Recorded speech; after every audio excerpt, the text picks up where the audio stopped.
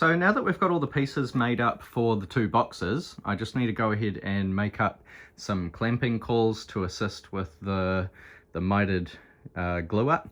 So I'll be using this piece of MDF, ripping it down into strips and then attaching 45-degree slithers to give me a right angle clamping piece.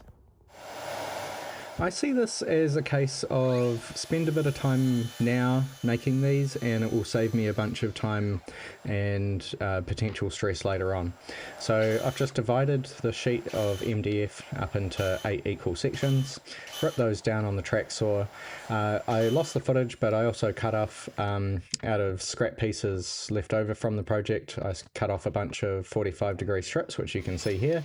I'm just cutting those to length and then going to cut the MDF panels to length as well, so they're about 5mm shorter than the boards that I'll be gluing together later on. And then once I've got these 45s and the MDF panels all cut to length, I now need to glue on the 45 degrees onto the edge, and I've been relatively thoughtful in the spacing in which I'm doing so. So I want them away from the edge, so when I'm applying my clamps, the transferred energy is going right through the middle of the joint on the boxes. I'm using a combination of wood glue and CA glue. The wood glue gives me quite a strong bond, and the CA glue gives me a nice instant bond, so I don't have to put clamps on these. I can just do them all in one straight go like this.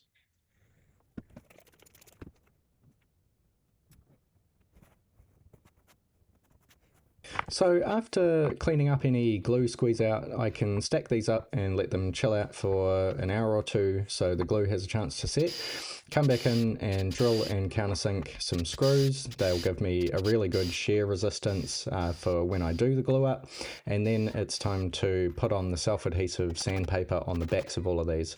It might all be a bit confusing at the moment, but it'll make sense in a minute as I go to do the dry fit for the glue up. I'm going to put everything together and you'll see exactly why I've gone about it this way.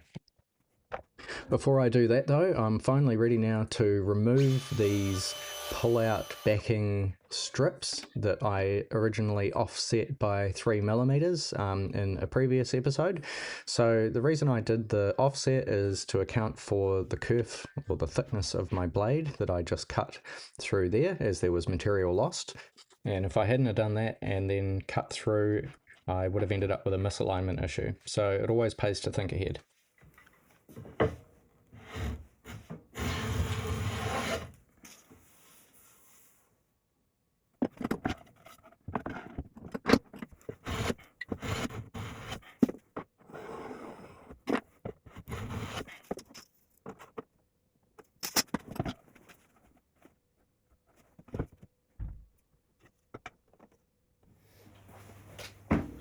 So the idea of me chopping off these rearmost pieces to the sides of the case is, once it's all glued up, and if you can imagine you've got the other 3 panels here, this one being separated now with the backing glued onto it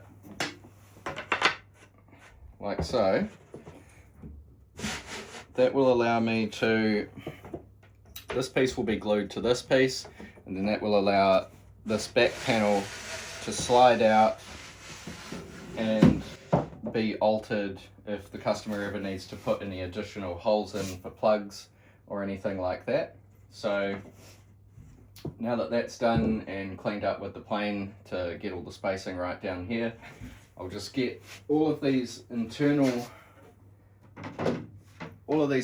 faces sanded to almost the finished sand, and then I'll mask it up with blue tape and then do a dry fit with all the dominoes and clamps just to make sure I've got everything planned in my head before I then move on to the actual glue up.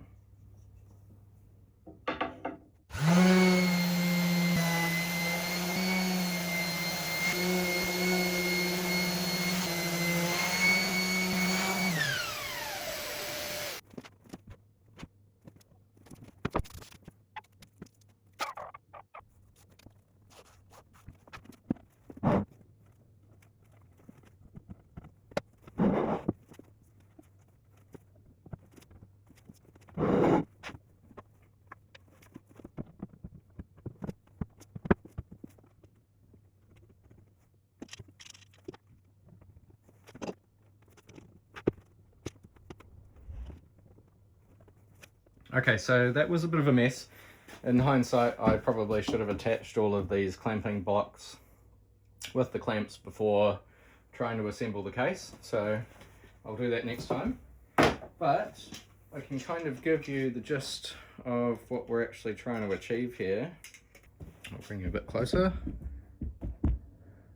So if you can see this line that I've drawn on here, it's a bad example because we've got this stepped miter for the bit that's going to slide out, but that line that I've drawn on each of these clamping blocks represents where the clamping force will be transferred through, and we want to line that up roughly with the middle of the miter joint. So when we put our clamp on, like so,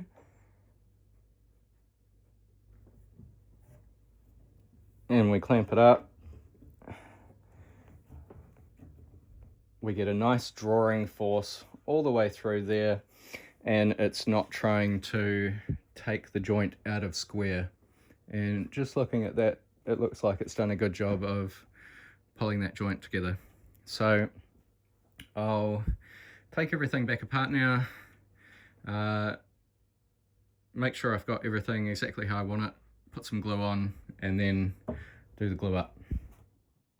I know I say this every time, but glue ups are stressful. You've got about 15 minutes to get everything assembled, make sure you've got just the right amount of glue and that you get everything to line up perfectly. So I'm kind of fighting myself a little bit with this one, having all of these clamps already pre-installed on the clamping cauls, so I've got a bit of added weight to contend with, but it ends up making everything, it kind of balances out, you know, like you get the added weight to fight while you're trying to assemble it, but you get the added benefit of having these perfect clamping cauls to assist in drawing everything together.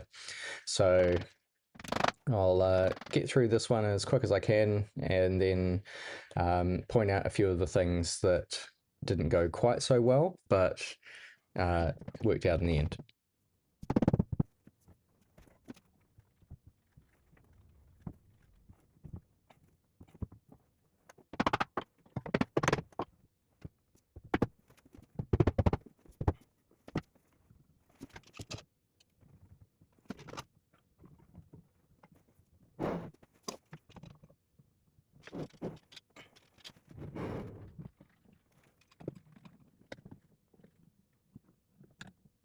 So everything looks like it went well in terms of drawing everything together in the actual glue up. The one thing I did notice though, and you might be able to see it, you see this gap down here between the two clamping blocks, and up here is quite a bit different. It's tapering down.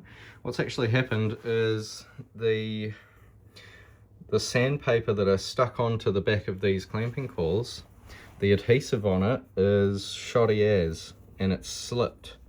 So the sandpaper, the gritty side of the sandpaper that was touching the actual box has done its job and held steady, but the glue that was holding it to the clamping blocks has let go and started sliding these together.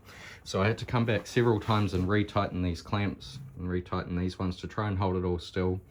Luckily it was relatively warm in the shop, so the glue set up quite quickly, but that's something I need to keep in mind for the next one. I'm probably going to scrap these self-adhesive bits of sandpaper, take those off and actually glue some sandpaper onto the clamping blocks, so there's less likely for those to move around or slide once I've got those clamped on. So I'll get that whipped off and see how it looks, and then move on to the next one.